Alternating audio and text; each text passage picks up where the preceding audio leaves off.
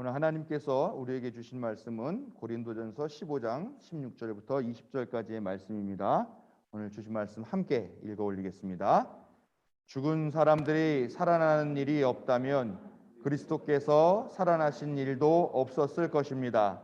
그리스도께서 살아나지 않으셨다면 여러분의 믿음은 헛된 것이 되고 여러분은 아직도 죄 가운데 있을 것입니다. 그리고 그리스도 안에서 잠든 사람들도 멸망했을 것입니다. 그리스도 안에서 우리가 바라는 것이 이 세상에만 해당되는 것이라면 우리는 모든 사람 가운데서 가장 불쌍한 사람일 것입니다.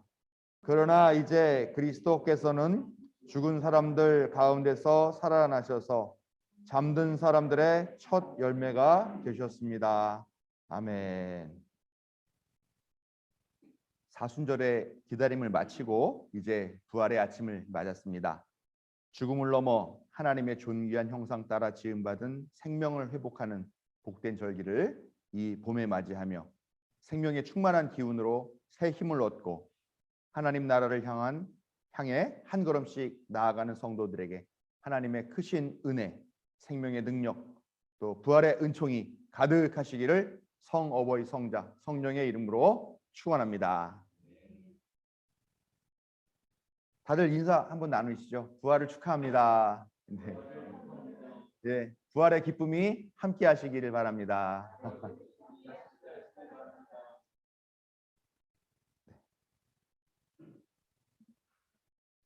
독일 슈피겔지라고 하는 아주 그 유명한 그 신문에서 2019년에 설문조사를 했다고 합니다. 문제가 뭐냐면 신의 존재를 믿느냐. 근데 여기에 답한 사람들을 보면 절반 정도가 조금 넘는 55%가 신의 존재를 믿는다고 그렇게 답을 했다고 합니다. 그 중에 예수의 부활을 믿느냐라고 믿는다라고 응답한 사람들은 또 55%, 그러니까 55% 중에 예수의 부활을 믿는 사람은 또 54%.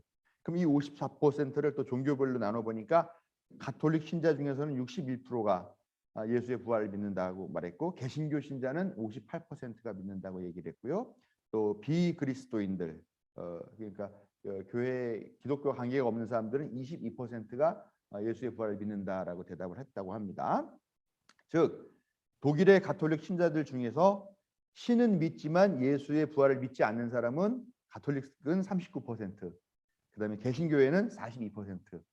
그러니까 어떻게 보면은 예수를 믿지만 예수의 부활을 믿지 않아도 기독교인이 될 수 있는 부분, 또 그런 사람들이 한 반 정도 된다 하는 것을 생각을 할 수가 있겠죠. 저도 옛날에 신학생들에게 그 설문조사를 한 거에 신학생들이 예수의 부활을 믿지 않는다라고 그렇게 대답한 사람이 꽤 많다 하는 그런 조사 결과를 보고 제가 나름대로 한때 막 분개했었습니다. 어떻게 신학생들이 이렇게 말도 안 되는 부활을 믿지 않으면서 어떻게 복음을 전한다고 하는 것인가, 그런 생각을 했었었는데, 이미 이제 저도 시간이 많이 지나다 보니까 저 역시도 그 흔히 교회에서 말해왔던 그런 방식의 부활에 대한 그게 뭐 마음에 크게 와닿지는 않는 것 같고, 오히려 부활의 의미를 다시 한번 생각해 보게 되지 않나, 그렇게 그런 마음이 들었습니다. 그런데 도대체 부활이라는 것이 뭐길래, 당신 부활을 믿어? 안 믿어? 말이 많고 이것 때문에 따지고 물고 뜯고 욕하고 정죄하고 이런 일이 벌어질까 하는 그런 생각들을 한번 해보게 된다라는 것이죠. 우선 부활이라는 게 예수님의 전유물인가 아니면 기독교의 전유물인가 하는 것을 먼저 묻고자 합니다. 예수님 외에 부활한 사람이 있을까요? 없을까요? 죽었다 다시 난 사람, 살아난 사람 없을까요?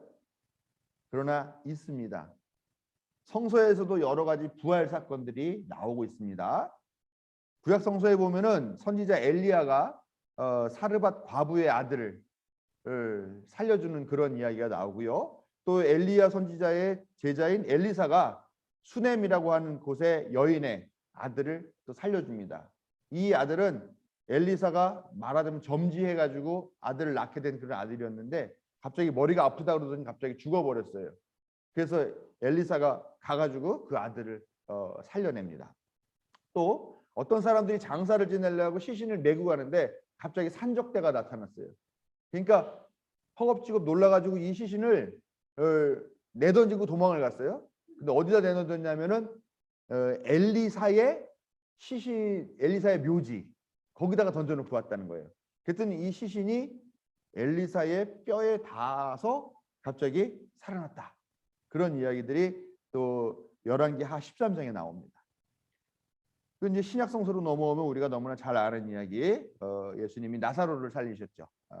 나병 환자 나사로를 살리셨고, 니코스 카잔차스키의 영화 그리스도 최후의 유혹 우리가 전에 한번 교회에서 같이 봤었는데 거기서는 나사로가 살아났지만 나중에 다른 이 예수의 이 기적을 걱정하는 사람들에 의해서 다시 살해당하는 그런 불행스러운 결말로 끝나긴 했습니다만 아무튼 나사로도 예수님이 살려나셔서 다시 살아났죠. 그다음에 또 잘 아는 나인성 과부의 아들이 죽어서 장사를 지내러 메고 나가는데 그 슬피 우는 걸 보고 예수님께서 그 과부의 마음을 불쌍히 여기셔가지고 잠깐 서라 그래가지고 그 아들을 살려서 어머니에게 되돌려줬다 하는 이야기가 나오고 있습니다. 또 예수님이 회당장 야이로라고 하는 사람의 딸이 있는데 딸이 죽었다. 그런데 가는 도중에 뭐 다른 또 수로보니게 여인이었나요? 만나가지고 뭐 하느라고 늦어버려서 이 여자가 죽었죠. 아이가. 그러니까 이제 죽었습니다. 오실 필요 없습니다. 그랬더니 죽은 게 아니라 자는 것이다. 믿기만 해요라. 그렇게 얘기를 하시니까 사람들이 다 비웃었죠. 근데 예수님이 그 야이로의 딸도 살려내셨습니다. 그리고 우리가 이 부활 사건 또 고난과 부활 사건에서 이 말씀을 보면서 흔히 그냥 스쳐 지나가서 잘 모르시는 부분이 있는데 마태복음 27장 52절 보면은요.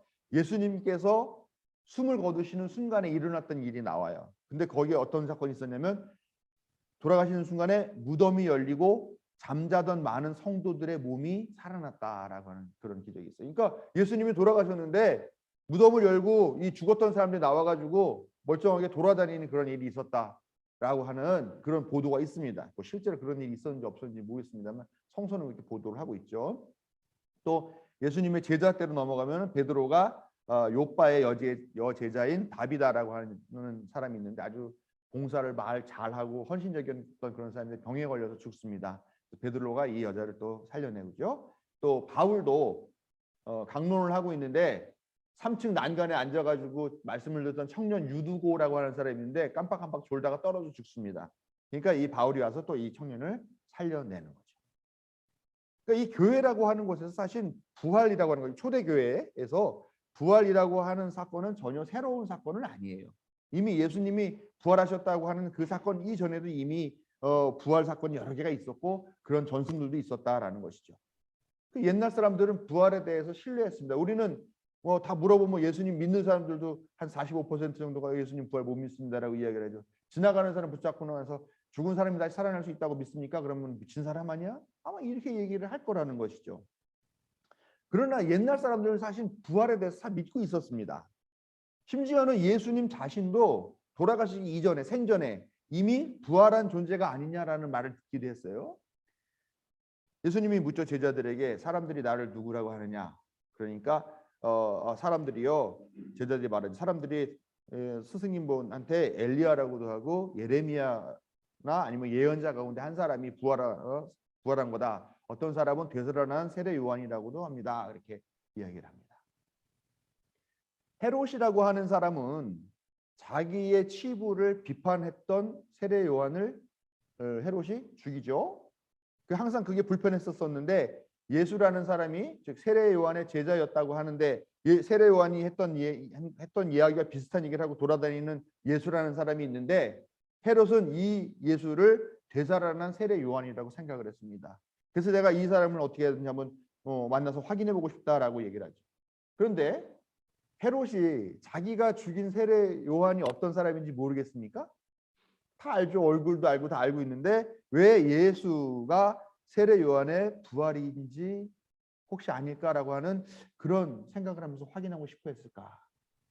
그걸 보면은 부활이라고 하는 것이 성서에서 말하는 부활이라고 하는 것이 똑같은 몸, 또 똑같은 인격을 가지고 다시 살아나는 것은 아닐 수도 있겠다라는 생각을 합니다. 어떻게 보면 뭐 윤회 같은 거, 뭐 그런 것일 수도 있다거나 아무튼 그 몸 그대로 태어나는 것도 뭐 부활일 수도 있겠지만 또 다시 전혀 다른 모습으로 태어나는 것도 부활이라고 생각하는 것이 그 당시에 부활에 대한 일반적인 생각이었다라는 것을 알 수가 있죠. 그 예수님 사시던 그 시대의 헬레니즘 문화, 그리스 로마 문화에서는 부활하는 존재가 있었습니다. 누가 부활했냐? 신이 부활했죠. 아니 사실 헬레니즘 문화뿐만이 아니라 이미 고대 종교에서는 신은 이미 부활하는 존재라고 하는 것들이 기존 사실이었습니다. 우리가 너무나 잘 아는 바알신, 바알신은 농사의 신입니다. 천기를 다스리는 그런 신이었습니다. 근데 이 바알신도 농사 주기에 따라서 해마다 죽었다, 적들에게 제압당하여서 죽어요. 태어나서 적들과 싸우다가 또 죽습니다. 그런데 또 다시 다음번 농사철이 되면 또 다시 부활합니다. 그래서 또 비를 내리고 하다가 또 적들과 다른 신들과 싸우다가 또 죽고 또 그 다음에 부활하고 하는 그런 태어나고 죽고 다시 부활하고 하는 이런 주기를 끊임없이 반복해요. 즉 옛날에는 이 부활하라고 하는 것은 신의 전유물이었다. 신은 부활할 수 있었다라는 것이죠. 그런데 시간이 흘러가면서 인간 중에도 부활하는 존재가 생겨나기 시작합니다. 뭐 실제로 부활했다는 것인지 아니면은 부활했다고 그 능력을 인간에게 부여했다는 얘기겠죠 아마. 즉 신적인 사람, 신의 반열에 들었다라고 일컬어지는 그런 사람들이 바로 부활의 주인이 되기 시작합니다.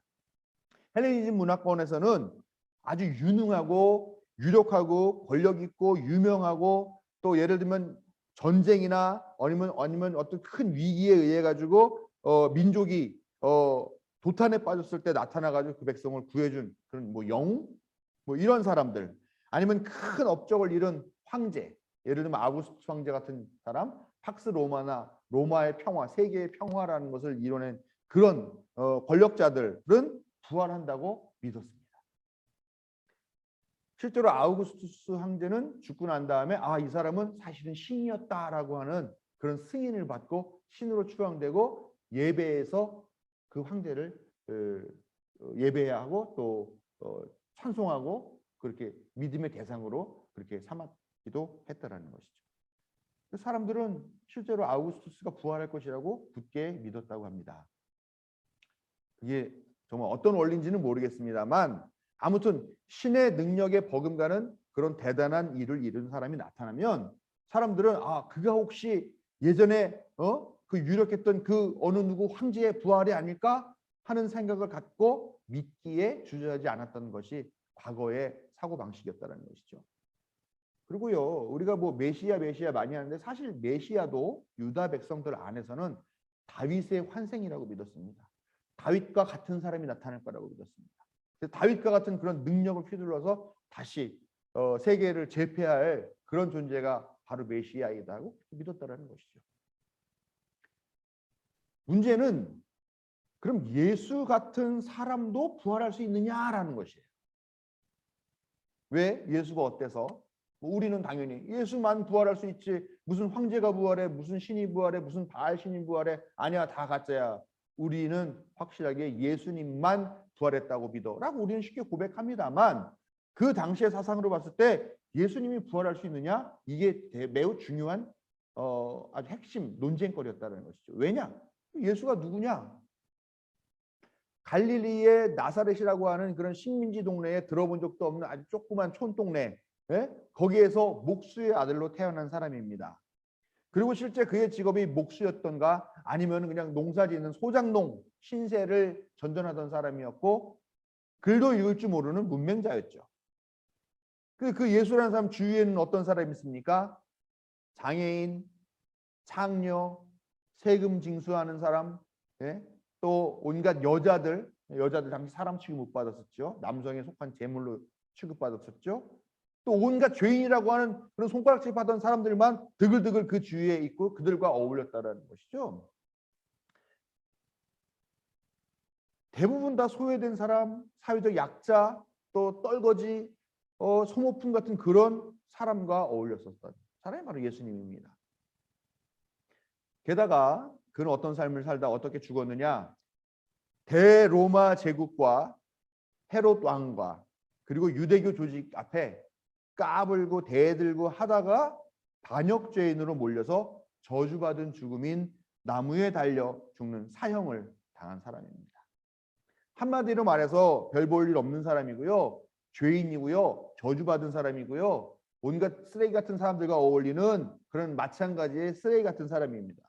그런데 그런 사람이 부활한다? 아까 누가 부활한다 그랬습니까? 유력한 사람, 영웅, 황제 같은 그런 사람들이 부활하는데 이런 쓰레기 같은 사람이 부활한다? 말도 안 돼. 예수 같은 인간은 부활할 수도 없고 부활해서도 안 된다는 것이 그 당시의 상황이에요. 결코 인정할 수 없는 부활. 부활 주장한다는 것 자체가 이미 신화의 세계에서 탄탄하게 만들어 놓은 그런 세계에 대한 부정이고요. 또 그걸 바탕으로 해서 만들어 놓은 질서를 무너뜨리려고 하는 반사회적 반역과 다름이 없었다라는 것입니다. 우리가 말하는 하나님의 아들이라는 칭호도 마찬가지예요. 사실은 원래 이 하나님의 아들은 누구의 칭호였냐? 황제의 칭호였어요. 왜냐? 황제는 하나님의 아들이고 그 자신도 하나님이었고 그래서 죽어서 그 사실이 밝혀짐으로 인해 가지고 신의 칭호를 받게 된 것. 그게 누구냐? 바로 황제였다라는 것이죠. 황제에게나 쓸 수 있는 칭호를 예수님과 그 추종자들은 자기들이 사용하는데 조금도 주저하지 않았다는 것이죠. 이 말은 뭐냐? 로마의 황제가 황제 아니라 내가 황제다. 반역이죠, 이거는. 하나님의 아들이라고 하는 칭호 자체가 이미 반역을 내포하고 있는 그런 거라는 거죠. 그런데 그 칭호를 누가 씁니까? 아까 말한 예수라고 하는 보잘것없는 쓰레기들의 친구가 그 칭호를 썼다라는 것이죠. 황제만 하나님의 아들이냐? 황제같이 유력한 사람, 영웅들만 부활하느냐? 아니야. 별 볼 일 없는 우리 같은 존재도 하나님의 아들, 딸이고 하나님의 피조물이다라고 하는 이 주장은 사람을 차별하고 나누고 또 계급을 가르는 그런 사고방식, 그런 사회 질서에 대한 분명한 저항이자 거절이었다는 것입니다. 우리 주부에도 요즘 그 쭉 싣고 있는 내용인데 순환을 넘어서라고 하는 책의 저자 스티븐 패터슨은 그 책에서 이렇게 얘기를 합니다. 예수처럼 제국에 저항하고 소외된 사람들과 더불어 살고 약자들의 편에 서서 사는 것이 옳았다 라고 하는 것이 예수가 부활했다고 하는 고백의 핵심이다라고 이야기합니다.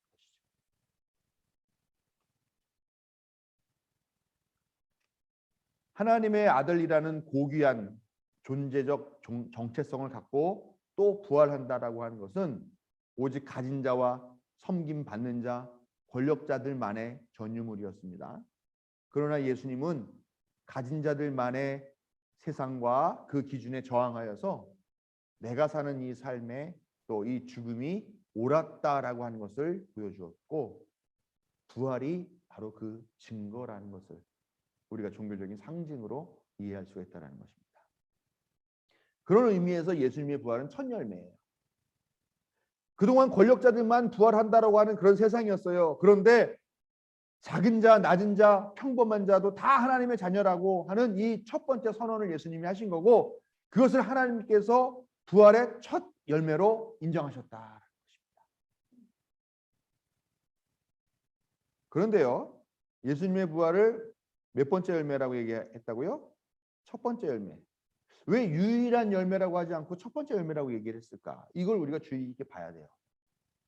첫 번째라고 하는 말은 뭡니까? 둘째가 있어야 첫 번째라는 말을 쓰죠. 또 셋째도 있고 넷째도 있고 뭐 10만 번째도 있어야 첫째라는 게 중요하고 의미가 있는 거라는 거죠. 둘째가 없다면 그냥 첫 번째로 끝났으면 우리가 그걸 첫 번째 열매라고 하지 않죠? 뭐라고 얘기해요? 유일한 열매라고 이야기를 합니다. 예수님의 부활이 첫 열매가 되려면 그 뒤를 잇는 부활의 열매가 있어야 하는 거죠. 예수님처럼 권력과 부귀를 쥔 자들 앞에서도 당당하게 자신이 하나님의 아들이고 딸이고 자녀임을 선언하고 외치는 사람들이 있어야 한다는 것입니다. 그리고 그것은 전적으로 우리의 몫입니다. 불평등에 익숙해지지 말고 특권을 부러워하지 말고 불공정에 편승하려 하지 맙시다. 증오와 혐오의 유혹을 뿌리치고 폭력에 동의하지 맙시다. 권력 앞에 주눅들지 말고 가진 자들의 오만과 독선에 고개 숙이지도 맙시다. 모든 인간을 존중하고 생명을 사랑하며 생명, 평화, 진리, 정의인 하나님의 나라의 희망을 포기하지 맙시다. 우리가 첫 열매이신 예수님의 삶을 따를 때 그 부활의 의미를 잊고 또 평범한 개인이 모든 생명이 다 소중하다는 하나님의 넓으신 사랑이 성취될 것입니다. 부활의 첫 열매이신 예수님을 따라 둘째, 셋째, 10번째, 133번째 부활의 열매가 되시는 성도들이 되시기를 빕니다. 하나님이 여러분과 동행하실 줄로 믿으며 하나님이 주시는 담대한 용기와 은혜가 가득하시기를 축원드립니다.